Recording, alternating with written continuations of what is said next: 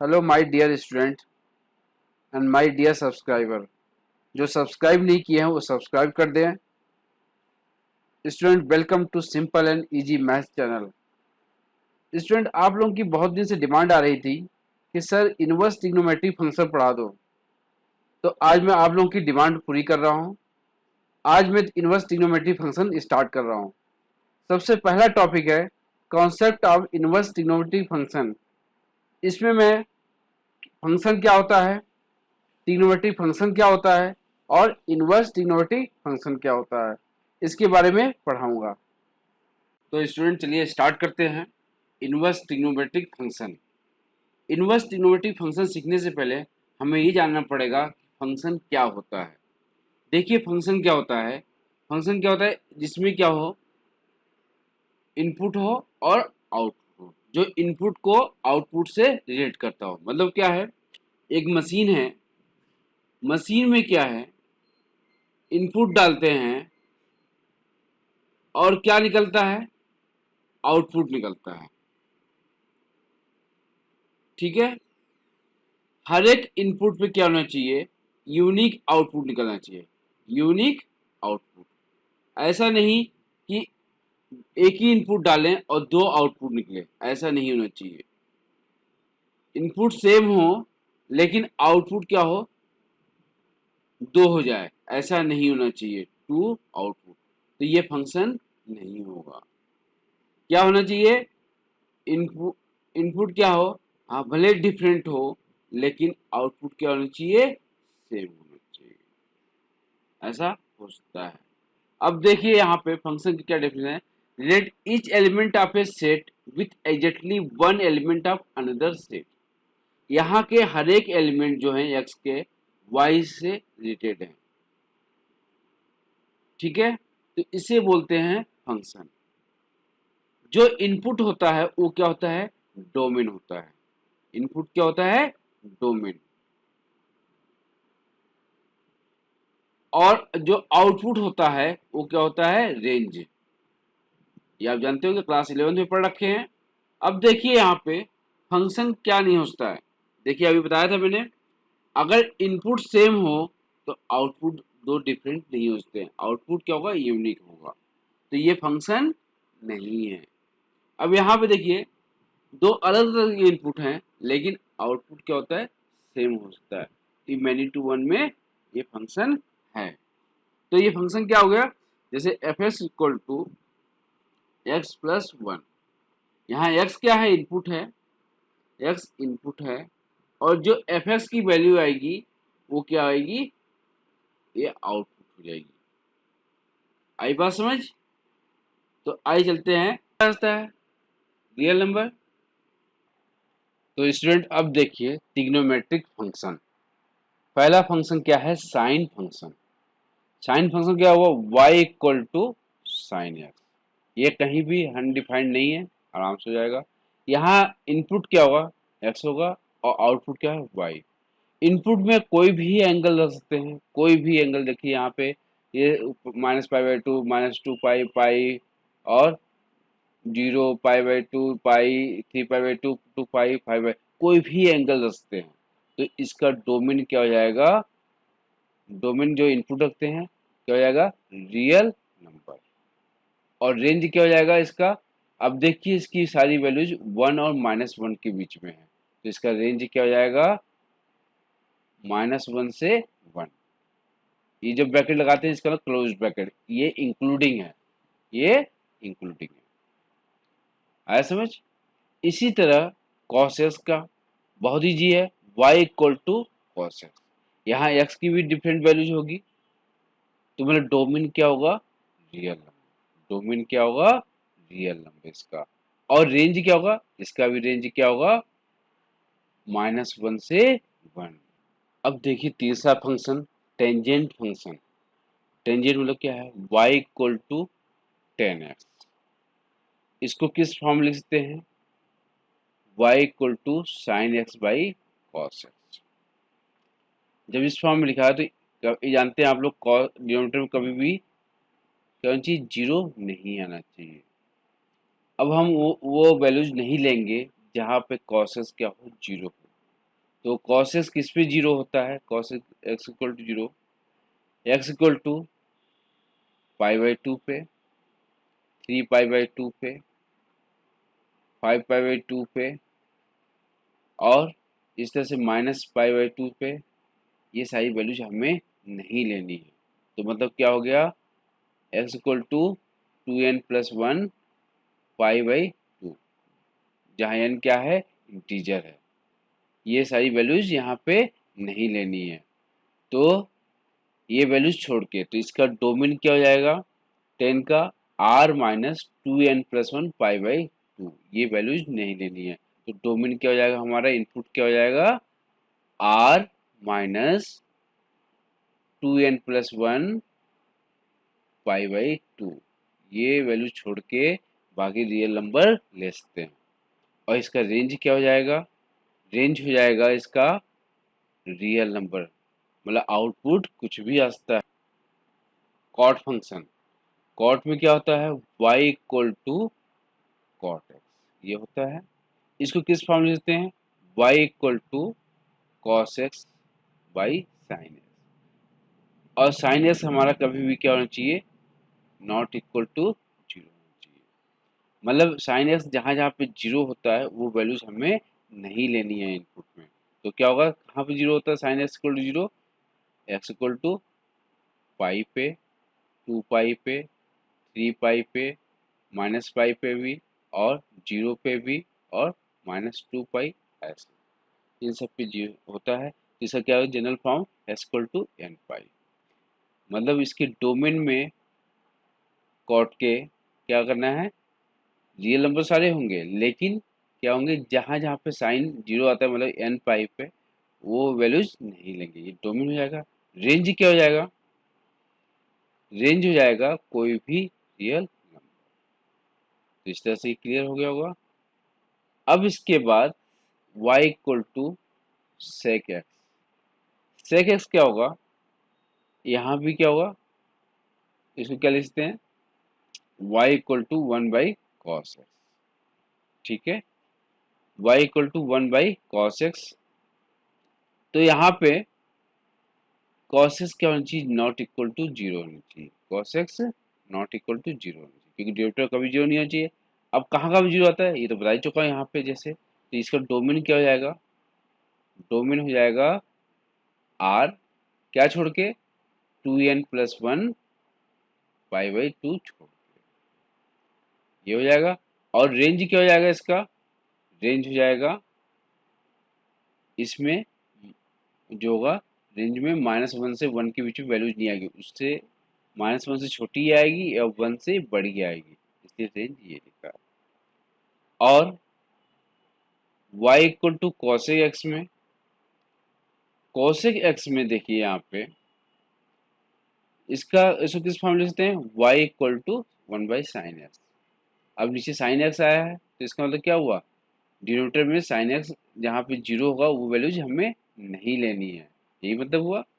तो इसका मतलब क्या, कहाँ पे जीरो आता है, एन पाई पे, यहाँ पर आए कॉट में एन पाई पे आता है। तो क्या हो जाएगा, इसका डोमेन, डोमेन हो जाएगा r-n पाई, आया समझ।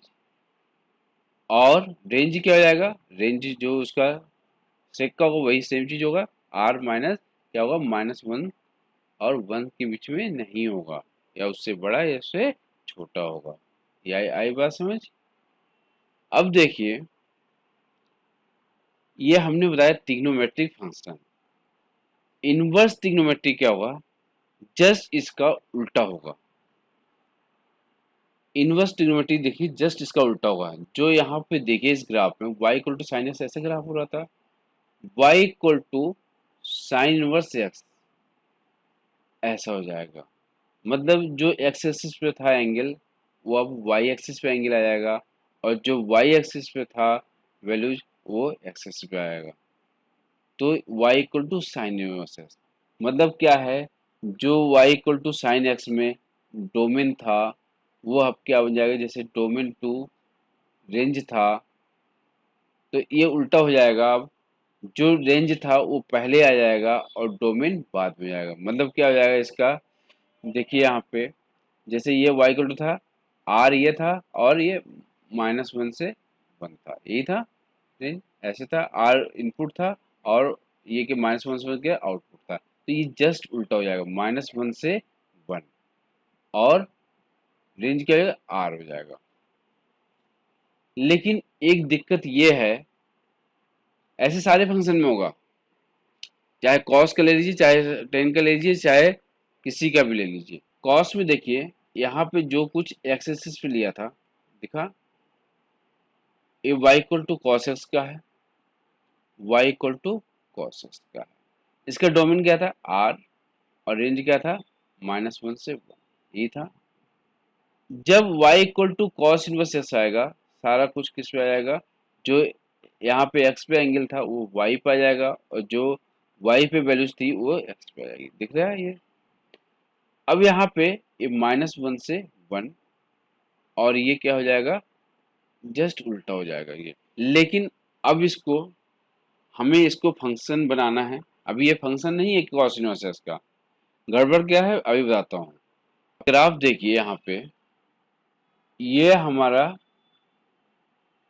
इनपुट है, ये हमारा इनपुट है, देखिए यहाँ पे इनपुट है ना ये, और ये हमारा आउटपुट है, यही है। अब हमने बताया था फंक्शन होने के लिए क्या होना चाहिए, हर एक इनपुट की यूनिक आउटपुट होना चाहिए, यही बताया था मैंने। लेकिन यहाँ पे देखिए ये जो -1 है, -1 वैल्यू रखने पे क्या क्या रास्ता है, 3π/2 भी आ रहा है, और यहाँ पे क्या आ रहा है,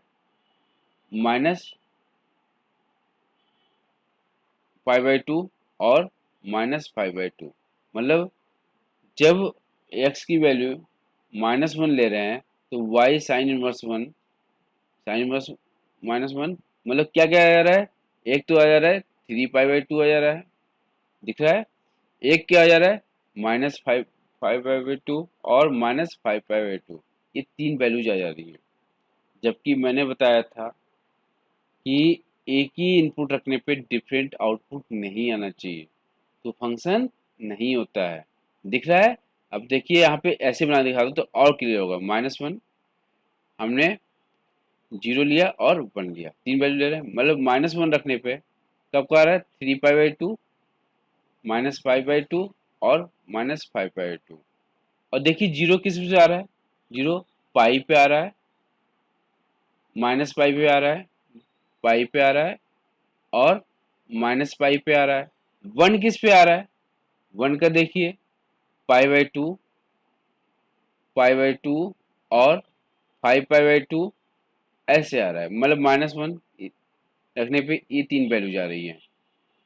तो एक ही इनपुट रख रहे हैं लेकिन आउटपुट नहीं आ रहा है, और ये जीरो का होगा पाई, -पाई और 1 किस पे आ रहा है, इस पे। तो ये क्या है, फंक्शन नहीं है। अब इसको फंक्शन बनाने के लिए क्या करना पड़ा, हमने इसकी वैल्यूज को रेस्ट्रिक्ट कर दी, यहाँ से लेके यहाँ तक इसकी वैल्यूज को रेस्ट्रिक्ट कर दी।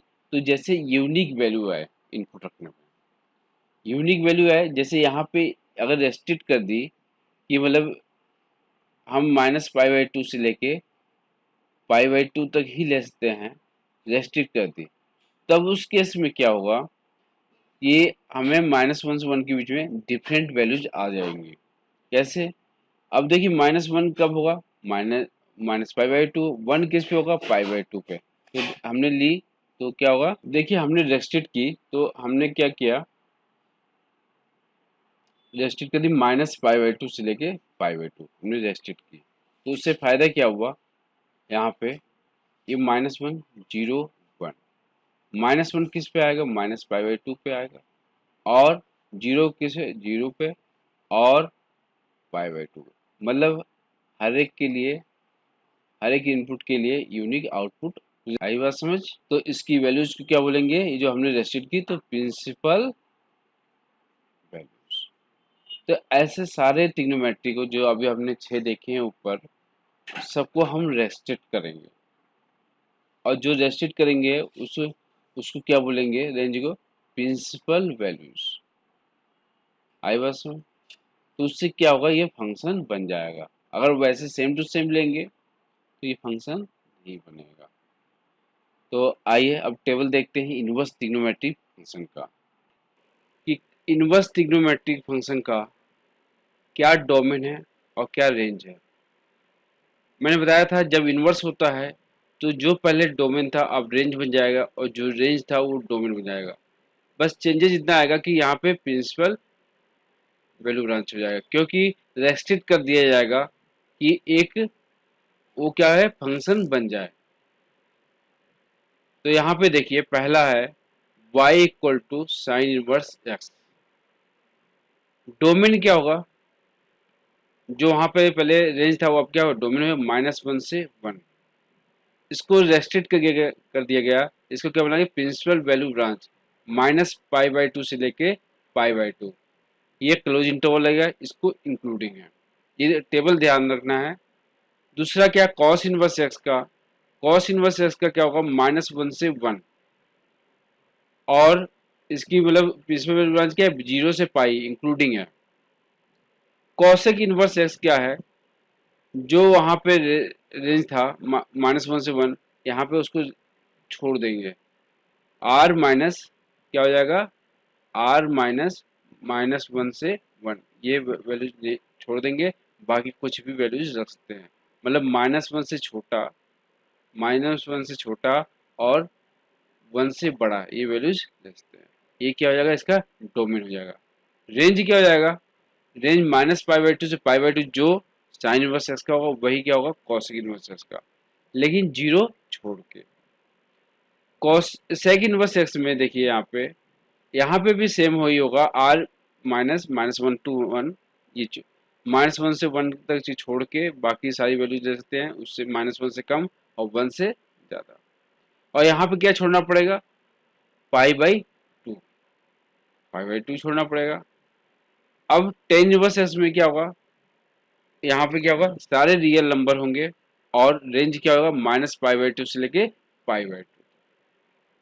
कॉट इनवर्स एक्स में ये भी रियल नंबर होगा और यहाँ पे क्या होगा 0 से पाई।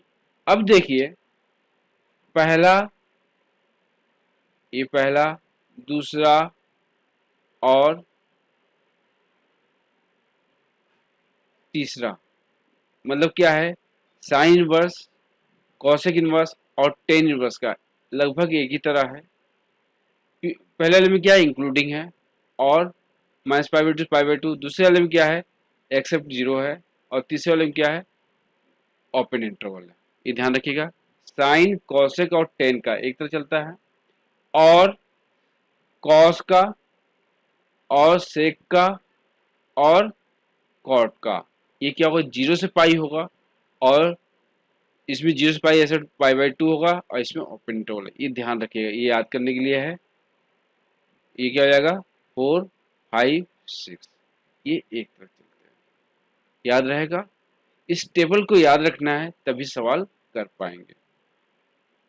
अब तीन इसमें इम्पोर्टेंट पॉइंट है, उसको ध्यान रखिएगा। पहले देखिए साइन इनवर्स का एक्स का मतलब क्या है। साइन इनवर्स एक्स और साइन एक्स इनवर्स दोनों सेम चीज नहीं है, दोनों डिफरेंट चीजें हैं,